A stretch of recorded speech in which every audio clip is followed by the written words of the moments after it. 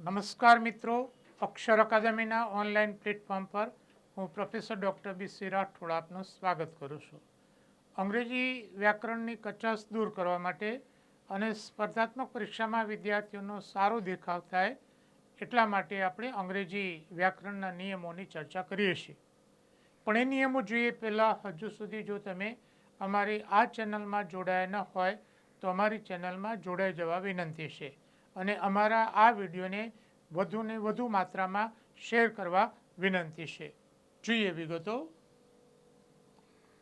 હા, ઓપ્ટેટિવ સેન્ટેન્સીસ મિત્રો, વાક્યનો એક બીજો પ્રકાર પાડવો તો પાડી શકાય કે આશીર્વાદ કે શુભેચ્છા આપતા વાક્યો. હા, શુભેચ્છા કે અભિલાષા દર્શાવતા વાક્યોમાં ક્રિયાપદ હંમેશા બહુવચનમાં આવે છે. એટલે આ મુદ્દો છે તમારે ધ્યાનમાં રાખવાનું છે. કર્તા એક વચનમાં હોય તો પણ ક્રિયાપદ બહુવચનમાં આવે છે. વર્તમાન કાળ હોય તો એને એસ ના લાગે, ભલે એક વચન હતો. લોર્ડ સેવ ધ ક્વીન, તો આ ખોટું છે. શું આવશે? Lord save the king. આ એક વચન છે છતાં અહીંયા એસ કે ઈએસ લાગે નહીં, એટલે આ ધ્યાનમાં રાખો. ભગવાન રાણીની રક્ષા કરો. લોંગ લીવ્સ અવર ફ્રેન્ડશીપ, આપણી મિત્રતા લાંબી ટકી રહો. તો અહીંયા એસ છે એ નહીં આવે. લોંગ લીવ અવર ફ્રેન્ડશીપ.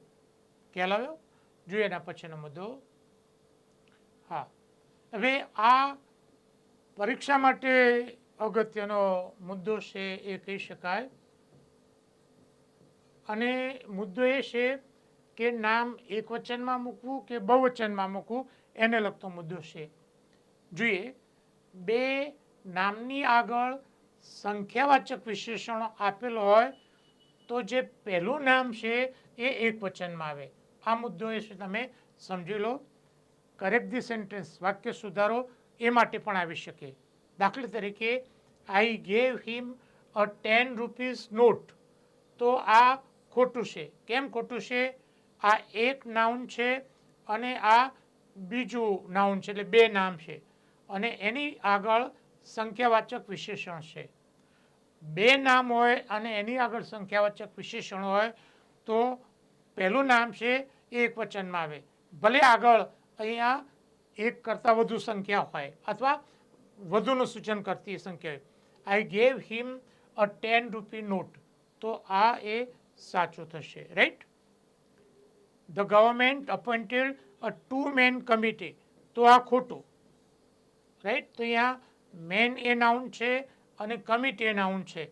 આગળ સંખ્યાવાચક નામ છે એટલે પહેલું નામ છે એ એક વચનમાં આવે, એટલે અહીંયા MAN આવશે.